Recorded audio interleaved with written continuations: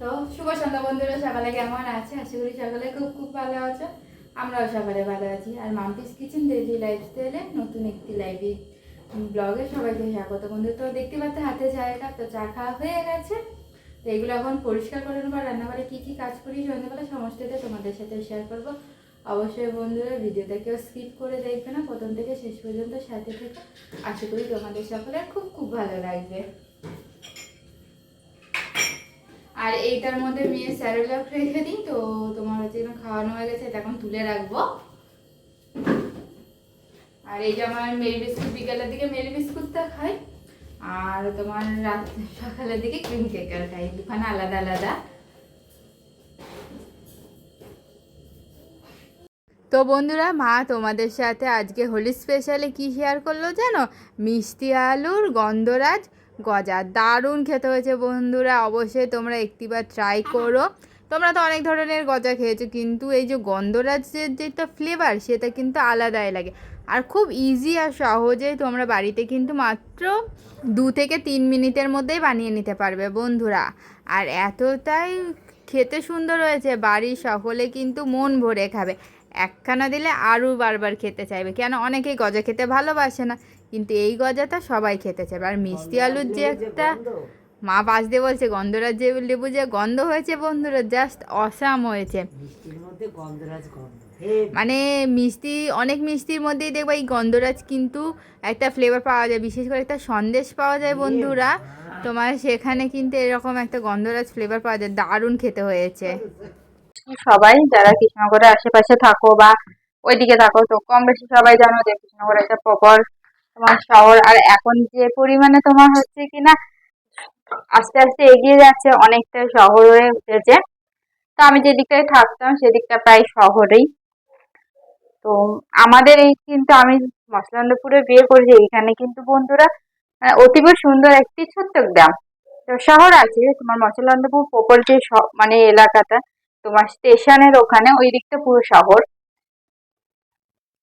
তো সেই নিয়ে তোমাদের মানে বিয়ের পর অনেকই তোমার কি বলবো বন্ধুরা, অনেক কটু কথা বলো, অনেক ইয়ে অনেক কিছু শুনেছি যে তোমার হচ্ছে কিনা হ্যাঁ ওরের মেয়ে গ্রামে বিয়ে হচ্ছে, সংসার করতে পারবে তো আদৌ, সংসার টিকবে তো? শহরের মেয়েরা নাকি সংসার করতে পারে না, সংসার টেকে না তাদের, আরো অনেক কথা বন্ধুরা। তো একদিন কি হয়েছে জানো? তো এবার আমি বিয়ের পর আসার বাড়ির পর থেকে আমাদের বাড়িতে একটা হেল্পিং হ্যান্ড থাকতো সব সময়। মানে আমার হচ্ছে কিনা আমার বিয়ের আগে থেকে আমি শুনেছি, যখন থেকে আমার দেখাশোনা হয়েছে তখন থেকেই আমি জানি।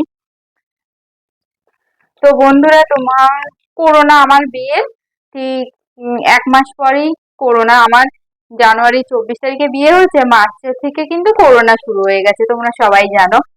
তো এবার তখন তার কাউকে ঘরে অ্যালাউ করা বা ইয়ে করা সমস্ত কিছু বন্ধ হয়ে গেছে, তখন আমি সমস্ত কিছু, আমি আমার শাশুড়ি মা হাজবেন্ড সবাই মিলে কাজকর্ম করতাম, সবাই সবাইকে হেল্প করতাম। এতে কি বলতো বন্ধুরা, কাজকর্ম কিন্তু তাড়াতাড়ি হয়ে যায়। এই নিয়ে কিন্তু কম কথা শুনিনি। তো একদিন উঠোন ঝাড়ু দিচ্ছি, হঠাৎ একজন বলে, বাবা তুমি উঠোন ঝাড়ু দিচ্ছ শহরের মেয়ে হয়ে?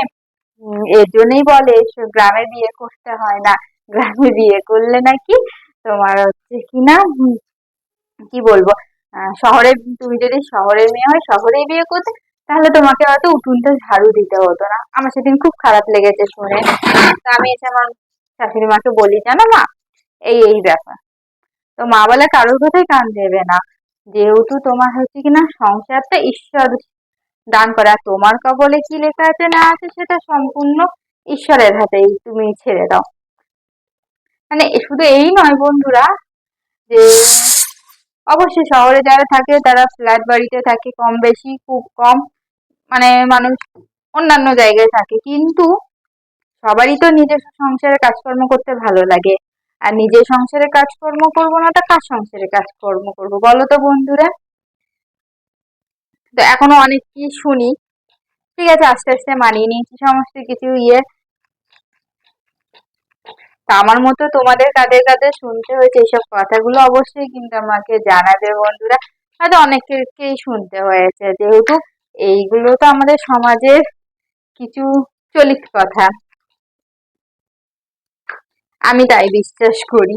যেহেতু কিছু মানুষের কাছে কোনো কাজকর্ম থাকে না, তারা অন্যকে নিয়ে কিভাবে কি করবে না করবে সেই নিয়ে মানুষের মাথা ব্যথা থাকে। একটা সুন্দর সংসার কিন্তু বন্ধুরা ভাঙে সবসময় বাইরের মানুষই, ঘরের মানুষ খুব কমই। তাই সবসময় কি বলতো, নিজের বুদ্ধি খাটিয়ে চলতে হবে, তাহলে দেখবা সংসারে সুখ শান্তি সমস্ত কিছুই বজায় থাকবে। আর আমি আমার শাশুড়ি মা সম্পর্কটা এমন যে কেউ কিছু বললো বা কেউ কিছু করলো, আমি সবসময় যে শাশুড়ি মাকে বলি যে মা এই বলেছে, মা ওই বলেছে, কিন্তু আমি যখন কিন্তু আমার মায়ের সাথে থাকি কেউ কিছু বলার সাহস পায় না। ধরো একা যদি কোথাও বেরিয়েছি তখনই মানুষ থেকে ধরে, জানি না কেন। তোমাদের সাথে গল্প করতে করতে আমার রুটি করা হয়ে গেছে বন্ধুরা। তার বেশি বড় করলাম না আজকের ব্লগটা। যদি ভালো লেগে থাকে অবশ্যই লাইক শেয়ার কমেন্ট করে সকলে পাশে থেকো, সকলে সাপোর্ট করো বন্ধুরা। তোমাদের সকলের কাছে হাত জোর করে এই একটাই অনুরোধ করব, আর ভিডিওটা স্কিপ না করে সম্পূর্ণ আমার সাথে থাকার জন্য তোমাদের সকলকে অসংখ্য অসংখ্য ধন্যবাদ। সবাইকে শুভরাত্রি বন্ধুরা।